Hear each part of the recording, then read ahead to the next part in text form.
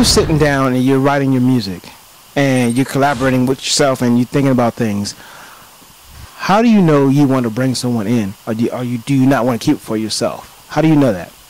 Well, there's different kinds of projects. You know, I mean, if I'm starting out as a solo project, then I know I'm not bringing anybody else in. You know, it's going to be okay. I mean, when I've done a solo album, it's the epitome of solo. There's nobody else around, okay? But I've done that a lot in my career, and the way I look at those solo projects is they're a stepping stone to a collaborative effort. If I can get to a point as a solo artist where I'm doing everything on a high level, then I'm going to bring that. I want to bring that to the table with other people who are working on their high level in what they do, so that we all become collaborative together and lift the whole project up. So the solo stuff, that's what it's there for. You know, a lot of people like to relate to it. They'll say, well, you know, it's an ego trip, man. You know, you do. and it's not an ego trip at all. It's perfecting what I do. Right. And bringing that to other people. So how do I distinguish between the two?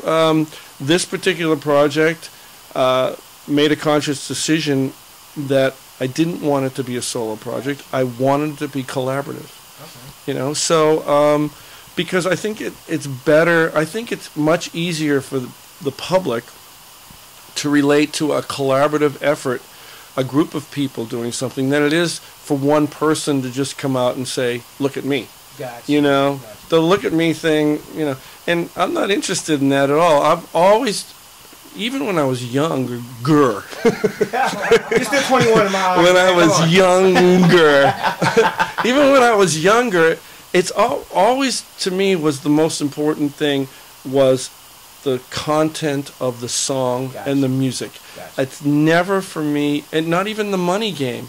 You know, I mean, yeah, I want money like everybody else. I need it. But that's never been my motivation, my driving force. My driving force has always been the music.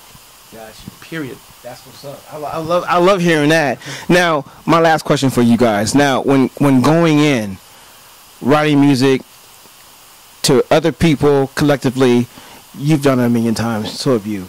When you sit down, before you go out to the Bruce Springsteens, the Paul McCartneys, the Michael Jacksons, do you have a prevision of what you think they should do when you get there, or do you try to have it free flow through what you're doing for them too as well?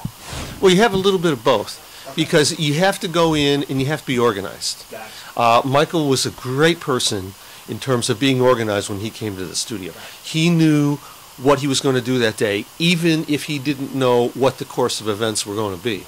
So if it was a day that he knew we had a song recorded and he was going to come in to cut some vocals, he'd be warming up with his vocal coach in the morning. He'd be doing his vocal exercises. He would walk in. He would know the lyrics of the song cold. He wouldn't have to read them. He'd have them memorized. He'd know exactly how he wanted everything to be. He'd be ultimately prepared to execute exactly what he wanted to do. There'd be a day when he might come into the studio and he'd say, well, today we're going to work on this idea that I have. And we would do exploration. We would do exploration of beats and sounds and then parts, maybe bass, keyboards, maybe how can some things come together and gel in the moment. So that was one of those, it was totally freeform. And it was that collaborative energy that would come together. And then when, if I would be engineering and then one of the musicians would be playing a part, he'd say, well, try this or try that, or what do you think would be good, or let's try voicing the chord different. And then as soon as it would be at that spot, he'd say, that's it. I'm looking for that. Expand on that idea, or that chord change works. Or we need to voice one of the chords a little bit differently. So he would guide, you know, but everybody would be kind of in there contributing in their own way. So in that way, it's kind of like there's no rules. It's like music. There aren't rules for music, except for just really one in my mind, and that is you got to do it. You got to do it. But the idea is you're creating something that you want to engage other people with. So your music's got to be engaging. It doesn't matter what the music is, genre-wise, it doesn't matter style-wise or subject-wise. If you can create a piece of music and people find it engaging and they feel what that thing is about, that's it. That's the home run right there. There it is, man. You guys heard it right here. Matt Forger. He's a forger because he is one. Matt Forger. Barry's in the building, you know what I mean? He's forging the trail. He's forging the whole trail. For everybody out there, if you could tell them one thing about the music business, some business side of it, what would you tell somebody who's new and up and coming to do so they won't mess up along the way? Both of you guys. The thing that I think is the something that really works is if you are committed. This is one of those things about you have to know inside if you're really committed to the music business. And if you are, then what you need to do is you need total immersion. Mm-hmm. Get yourself into the music scene in some fashion, yes, that you can start picking up the vibe. You can start picking up what the people are doing. Mm-hmm. You can start picking up what their attitude is, because that's what it's about. Mm-hmm. People who have gained success for a reason. Exactly. Success doesn't come and knock on your door. No, it doesn't. And say, "Hey, come on out. I think we might want to go to the studio. And you might want to join us." A bill collector, maybe, but that's it. That's true. You have to have the initiative. You've got to have the initiative to go out and get yourself involved, and then learn when you're out there. Okay. Give out your Twitter and everything. Oh, I was going to answer. I was going to answer from an artistic point of view. You've heard the saying, you need to suffer if you want to sing the blues. Be prepared to suffer. Okay, because no, it's true. I mean, okay. So I'm being a little over dramatic, but you have to, as an artist, you have to understand. Like I've been in this business since I was 9 years old. I started out in music, and I was able to land publishing deals in New York when I was a kid. Worked with some of the best people in New York. I started out at McCann Erickson Advertising Agency with Billy Davis, who wrote Like to Teach the World to Sing, and then that moved on to Hollywood, and I got deals in Hollywood, and I've had a short deal with A&M Records. All these things happen, but along the way, you have to be prepared to go without a lot of things, money being one of them.